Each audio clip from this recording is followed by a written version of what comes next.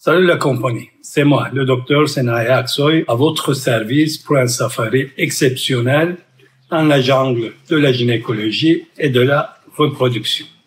Je prends la parole aujourd'hui depuis la splendide ville de Bodrum, souvent surnommée la Côte d'Azur turque. Si l'envie vous reprend de ne pas perdre une miette de nos explorations, cliquez sur le bouton s'abonner et suivez le guide pour un voyage épique au cœur de la fertilité. Aujourd'hui, on s'aventure sur un terrain sensible, la perte de grossesse, et on va tenter de démêler ensemble ce casse-tête que la grossesse biochimique. Entre ce qu'on entend à droite et à gauche et mon œil de faucon spécialiste, on va essayer d'y voir plus clair.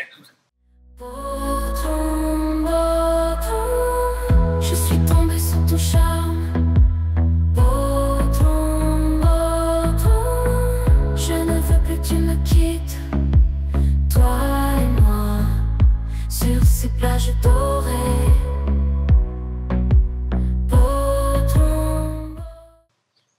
Allez, un petit crash course pour commencer. C'est quoi déjà un test de grossesse? En gros, c'est votre bâton de sorcier qui, après une petite valse avec votre urine, capte la présence de l'ACG, la diva, des hormones de grossesse. Cette starlette entre enceinte quand un ovule et un spermatozoïde se rencontrent dans la trompe de Fallope, décide de s'installer peinard dans l'utérus. La fête commence vraiment en coulisses, si vous voyez ce que je veux dire. Bon, et une grossesse biochimique, ça nous raconte quoi? Imaginez, c'est une grossesse qui fait le coucou, fugace, juste la fécondation, avant même de monter sur la scène de l'échographie. En clair, même si l'hormone l'ACG se montre, l'œuf féconde ne prend pas assez le micro pour qu'on puisse parler d'une chose viable.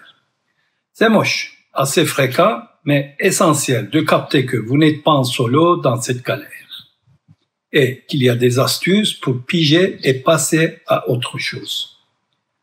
Pour la faire courte, l'implantation, c'est comme si l'embryon se faisait un nid douillet dans la paroi de l'utérus et commençait à s'y accrocher, l'ensemble du même coup, la production d'ACG.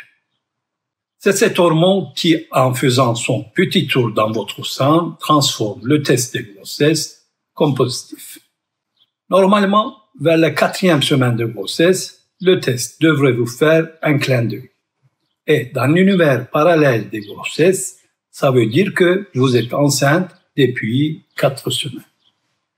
C'est un brin étrange de calculer depuis les dernières règles, mais avant que l'échographie devienne notre espion préféré, c'était notre seul boussole.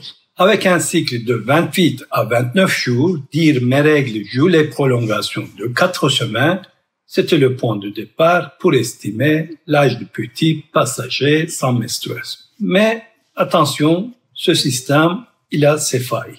Surtout pour celles qui ont un cycle plus court ou qui ovulent plus tard que le calendrier l'annonce. Si on zoome sur l'implantation, l'ovule fécondé doit s'installer environ 1 semaine après l'ovulation. Donc, même si on lance le chrono depuis les dernières règles, pour nous simplifier la vie, chaque corps joue sa propre musique et l'ovulation ou l'implantation ne suit pas toujours le rythme. Une grossesse clinique, c'est pas à confondre avec une grossesse chimique. C'est quand l'échographie arrive à choper quelque chose, confirmant la fiesta, et bien en cours au-delà de simple présence d'ACG. Une grossesse chimique, quant à elle, c'est un peu comme décrocher le gros lot à la loterie, mais se rendre compte que le ticket était périmé. Les tests sanguins détectent ACG plus tôt, ce qui est nickel pour avoir le cœur net sans attendre. Un test qui vire au positif, c'est généralement signe d'une ACG qui cela raconte autour de 20 000 unités. En gros, une grossesse chimique, c'est une grossesse qui pointe le bout de son nez grâce à l'ACG, mais qui plie le bagage très vite avant même que l'échographie ait eu le temps de sortir le pourquoi. Cela veut dire un test positif, mais au final, des larmes et une perte sans que rien ne soit visible à l'échographie. C'est quoi? Ça secoue les tripes, mais important de se souvenir que vivre une grossesse chimique, c'est pas un point final sur votre route vers un futur heureux garni de petits pieds. L'étude de New England Journal of Medicine des années 80 nous plonge dans les ondes d'ombre des premiers instants de la grossesse. Imaginez, grâce à des détecteurs ACG dignes de l'ENSA, les chercheurs ont découvert que pas mal de grossesses tirent leur révérence avant même qu'on ait eu le temps de se dire « Tiens, et si j'étais enceinte ?» En gros, un tas de femmes pourraient passer par une fausse couche sans jamais avoir eu le moindre soupçon de grossesse. Surtout si elles attendent un retard de règles pour faire un test. Cette pépite d'info jette une lumière crue sur la réalité des pertes de grossesse super précoces, bien plus commun qu'on le pensait. Quant aux raisons de ces adieux précoces, elles ressemblent étrangement à celles des fausses couches plus tardives, avec en vedette des anomalies génétiques, des dysfonctionnements du système immunitaire et des soucis de coagulation. Cela nous dit que les méchants de l'histoire sont déjà dans le coup dès le lever du rideau, même si leur influence est un poil moins marquée que leur repère de grossesse déjà bien installée. Si vous vous retrouvez face à des séries de grossesses chimiques, c'est peut-être le moment de taper à la porte d'un spécialiste pour fouiller sous le tapis, histoire de voir si des trucs génétiques, immunitaires, de coagulation, anatomique ou d'autres gremlins du genre sont en train de faire des siens. Chaque grossesse est une aventure unique.